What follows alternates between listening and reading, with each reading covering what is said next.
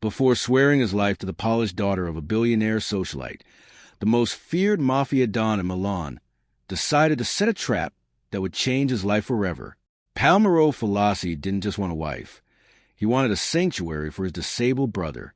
To see the truth, he faked an emergency flight to Sicily, but he never left the driveway. Instead, he retreated to a hidden surveillance bunker within his own walls, watching his fiancée through the unblinking eyes of hidden cameras. What he saw the moment the front gates closed turned his blood to ice. The woman wearing his 5-carat engagement ring, the saint who promised to love his family, didn't just drop her mask. She became a monster. As Palmiro watched the screen in stunned silence, he saw his bride-to-be using a designer heel to ground his paralyzed brother's hand into the floor, her face twisted in a mask of pure, sadistic hatred. But as his finger hovered over the execute order for his men, something stopped him. It wasn't the cruelty of his fiancée that froze the cold-hearted Don. It was the quiet, defiant courage of a penniless housemaid. When the woman in the red dress raised a hand to deliver a lethal blow, the girl who had nothing stepped into the line of fire. You won't believe the secret the cameras captured next, or the terrifying way Palmiro decided to walk back through his own front door. If this story touched your heart, smash that like button and share it with someone who needs to hear it. Subscribe and hit the bell so you never miss another story that will leave you speechless. The heavy scent of jasmine clung to the foyer, a fragrance Palmiro usually associated with peace, but today it felt like a funeral shroud. He adjusted his silk tie, his expression a mask of practiced stoicism.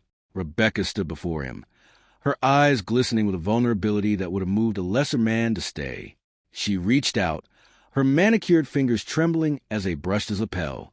"Please, Palmiro," she whispered, her voice breaking with poetic precision. "Sicily is dangerous right now.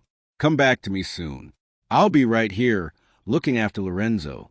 I won't leave his side for a second." He leaned down, kissing her forehead with a lingering coldness she mistook for affection. "I know you will. Cara, you are the only one I trust with my blood." The heavy oak doors groaned shut behind him, the sound echoing like a gunshot. Palmiro didn't head for the waiting black sedan. Instead, he slipped into the shadows of the west wing, sliding a mahogany panel to reveal a narrow, keypad-locked corridor. 10 feet. That was the distance between the lie and the truth. Inside the soundproof bunker, the air was chilled and hummed with electronic life. Palmiro sat, the glow of a dozen monitors reflecting in his dark, unblinking eyes. He reached for the master switch, his heart a steady, rhythmic drum. The screens flickered to life, bathing the room in a clinical blue light. The test had begun. The transition was instantaneous. On the central monitor, the front gates hadn't even fully latched before the grieving fiancé underwent a grotesque metamorphosis. Palmiro watched, his jaw tightening, as Rebecca stood in the center of the grand foyer and wiped his kiss from her forehead with a look of pure physical revulsion. She didn't head for the chapel or the gardens. She marched straight toward the west wing, her designer heels clicking against the marble like the ticking of a countdown. The delicate, trembling woman from the driveway was gone. In her place was a predator who had finally been let off the leash. She burst into Lorenzo's room, without knocking. The boy, pale and fragile in his motorized chair, looked up with a flicker of hope that was immediately extinguished. Without a word, Rebecca snatched a crystal glass of expensive scotch from the side table and dashed the amber liquid directly into Lorenzo's face. "Stop blinking at me, you pathetic anchor," she spat, her voice a jagged blade that bore no resemblance to the honeyed tone she used for Palmiro. "The king is gone and the court is closed. Do you have any idea how much I loathe the smell of this sick room?" In the bunker, Palmiro's hand crushed the edge of the mahogany desk. He watched as his brother's shoulders slumped in silent, wet humiliation. But then, a shadow moved in the corner of the screen. Dahlia, the quiet maid who usually went unnoticed, stepped forward with a towel and a steady hand. Dahlia's entrance was silent, a stark contrast to Rebecca's shrill dominance. She moved with fluid, invisible grace, her eyes downcast but her hand steady as she began to pat the scotch from Lorenzo's trembling face. She didn't say a word, her presence alone a quiet rebellion against the storm in the room. "Get out, Dahlia," Rebecca hissed, her face contorting. He's a stain on this house, just like you. I'm tired of looking at both of you." Dahlia didn't flinch. She simply tucked the towel into her apron and stepped directly between the wheelchair and the woman in the red dress. "He needs his medication, Signora, and the room needs to be cleaned. I will stay." The sound of the slap echoed through the bunker's high-fidelity speakers, like a whip crack. Rebecca's hand caught Dahlia across the cheek, the force of it snapping the girl's head to the side. On the monitor, Palmero saw a crimson welt bloom instantly against Dahlia's pale skin. Lorenzo let out a choked, guttural sound of protest, his useless hands twitching on the armrests. But Dahlia didn't cry out. She didn't retreat. She simply straightened her spine, her gaze meeting Rebecca's with terrifying, calm clarity. "You can strike me again if it pleases you," Dahlia whispered, her voice a low anchor in the chaos. "But I am not leaving him." In the surveillance room, Palmero felt a cold, sharp pull of respect. He had spent millions on security, but his brother's real shield was a girl who earned $20 an hour. The sound of the front doorbell echoing through the surveillance suite was a discordance Palmero hadn't expected. According to the manifest, no visitors were scheduled for weeks. On screen 4, the heavy oak door swung open, but it wasn't delivery or stray socialite. Stepping into the foyer was Marco Moretti, the Viper of Turin and the man Palmero had spent a decade trying to bury. Palmero's breath hitched, a cold, predatory instinct flaring in his chest. He watched as Rebecca's posture shifted instantly. The jagged, violent energy she directed at Dahlia vanished, replaced by a sultry, triumphant glow. She didn't recoil in fear. She walked straight into Moretti's arms. The kiss they share in the center of the Falassi ancestral home was a profanation. It was long, possessive, and dripping with the arrogance of those who believe they have already won. "Is the cripple out of the way?" Moretti asked, his voice gravelly and thick with mockery. "He's in his room, rotting as usual," Rebecca purred, leaning her head on the shoulder of her lover, Palmero's greatest enemy. "The housemaid is being difficult, but she's just a bug to be crushed. How soon can we finish this, Marco? I'm tired of playing the grieving fiancé to a man I can't wait to see in a casket." In the bunker, the blue light of the monitors drained the color from Palmero's face, leaving him looking like a marble statue of vengeance. He wasn't just watching a cheating bride. He was watching a coup. The digital hum of the bunker felt like a swarm of hornets in Palmero's ears as the scene shifted to the medical suite. Rebecca moved with the clinical precision of an assassin. She didn't look at Lorenzo, who lay fragile and unsuspecting in his bed. She looked only at a row of vials lined up like glass soldiers on the nightstand. With a flick of her wrist, she pulled a preloaded syringe from the hidden pocket of her red dress. Palmero watched, his knuckles white against the desk, as she expertly swapped his brother's life-sustaining heart medication for a clear, viscous toxin. "One last sleep, Lorenzo," she whispered, her voice a sickly sweet lullaby that made Palmero's skin crawl. Such a tragedy. The grief-stricken brother following his sibling to the grave. Palmero will be so devastated when he gets the news in Sicily, if he even makes it to the hotel. Beside her, Moretti checked his gold watch, his face a mask of bored cruelty. The chemical reaction takes 20 minutes. By the time the help finds him, it'll look like a standard cardiac arrest. No traces, no questions. Palmero's gaze flicked to the digital clock on his console. 20 minutes. The distance from the bunker to the master suite was less than 60 seconds, but the tactical distance was an ocean. If he moved now, he'd save his brother but lose the chance to trap Moretti's entire network. Just as Rebecca reached for Lorenzo's line, the door creaked.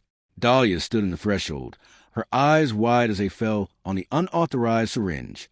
Dahlia's breath hitched, a sharp, terrified sound that cut through the sterile silence of the medical suite. Her eyes darted from the lethal syringe in Rebecca's hand to the cold, predatory smirk on Moretti's face. She knew instantly that she wasn't looking at a medical mistake. She was looking at a murder. "What are you doing?" Dahlia whispered, her voice trembling but her feet rooted to the floor. "That isn't his heart medication." Rebecca didn't even flinch. She turned slowly, the needle glinting under the fluorescent lights. "Go back to the kitchen. Dahlia, this doesn't concern the help." "I won't let you hurt him," Dahlia said, her voice gaining a sudden, desperate strength. She stepped forward, physically shielding the floor stand with her small frame. Moretti took a step toward her, his shadow looming over the girl like a shroud. He reached out, his thick fingers gripping her jaw with bruising force. Listen closely, little bird. You have a mother in a state hospital, don't you? One phone call and her life support is pulled. You walk out now and you live. You stay and you both die tonight. In the bunker, Palmero watched Dahlia's face. He saw the flicker of agonizing fear for her mother, the momentary collapse of her resolve. But then she looked down at Lorenzo's pale, helpless hand. "Kill me, then," Dahlia sobbed, her fingers locking around the foreline. "But you won't touch him while I'm breathing." The hum of the surveillance suite was suddenly swallowed by a heavy, absolute silence. Palmero reached out and struck the master override. Inside the medical suite, the world died. The bright, clinical lights flickered once and plunged the room into a suffocating darkness, broken only by the pale moonlight spilling through the high windows. Rebecca gasped, her syringe hovering inches from Lorenzo's foreline, while Moretti's hand flew to the holster at his hip. "What is this?" Moretti roared into the blackness. "Rebecca, get the backup generator." But the backup didn't kick in. Instead, the mansion's high-fidelity intercom system crackled to life, the sound of static smoothed over by a voice that shouldn't have been there. It was Palmero, low, resonant, and dripping with a lethal rhythmic calm. "To have and to hold, from this day forward." The voice boomed, echoing through the marble hallways like a ghost. "For better, for worse, for richer, for poorer." Rebecca froze, her face turning a ghostly white in the shadows. "Palmero?" she whispered, her voice cracking. "Palmero, were you?" "In sickness and in health." The intercom continued, the words twisting into a jagged mockery of the vows they had practiced only days ago. "To love and to cherish, till death do us part." There was a click, then a long, terrifying silence. "The death part, Rebecca? I think we should move that up in the schedule." The heavy double doors of the master's suite didn't just open. They were thrown wide by two of Palmero's silent, obsidian-clad enforcers. Standing between them was Adon himself, his silhouette framed by the hallway lights, like a vengeful god emerging from the ether. He didn't look like a man who had just flown from Sicily. He looked like a man who had never left his throne. Rebecca's hand shook so violently the syringe clattered to the marble floor. "Palmero, I can explain. This girl, Dahlia, she was trying to hurt Lorenzo. I was only—" "Quiet," Palmero said, his voice a low, vibrating bass that commanded the very air in the room. He didn't look at her. He walked straight to the 80-inch media screen on the far wall and tapped the command into his gold-plated phone. The screen flickered to life, bathing the darkened room in a cold, digital glare. There, in high-definition glory, was the footage from 10 minutes ago. Rebecca's designer heel grinding Lorenzo's hand into the wood. The kiss with Moretti. The switching of the vials. The sound of her purring about Palmero's casket echoed through the room, stripping away every lie she had ever told. Moretti reached for his weapon, but the red dots of 3 sniper lasers settled instantly on his chest. "The beauty of silent cameras, Marco," Palmero whispered, his eyes finally locking onto Rebecca's terrified gaze, "is that they catch the soul when the mask is off. And yours? Yours is a rotting carcass." The silence that followed the recording was heavier than the darkness. Palmero gave a sharp, infinitesimal nod, and his men moved like shadows, disarming Moretti and dragging a screaming Rebecca toward the service elevators. Their perfect crime was now a permanent state record in the Falassi archives, a debt that would be collected in the soundproof basement of the family estate. As the chaos cleared, the room regained a fragile, clinical peace. Palmero didn't look at the traitors being hauled away. He walked past a discarded syringe and shattered glass, his gaze fixed on the small, trembling figure still standing guard over his brother's bed. Dahlia's apron was stained with scotch. Her cheek was swollen, a deep purple, and her hands were still locked around the foreline, as if she were holding on to life itself. When Palmero approached, she flinched, the habit of a servant expecting another blow. Instead, the most feared man in Milan did something the underworld would never believe. He sank to one knee on the cold marble floor. I spent millions on steel doors and armed guards, Palmero whispered, his voice thick with rare, raw emotion as he took her small, bruised hand in his. But the only real fortress my brother had tonight was you. He looked up at her, his dark eyes searching hers with respect that bordered on reverence. The staff is gone. The ring is gone. But you, Dahlia, you stay, not as a maid, but as the heart of this house. Anything you need for your mother, for your future, it is already done. Beyond the window, the sun began to break over Milan's skyline, the light finally catching the silent guardian who had saved a dynasty with nothing but her courage.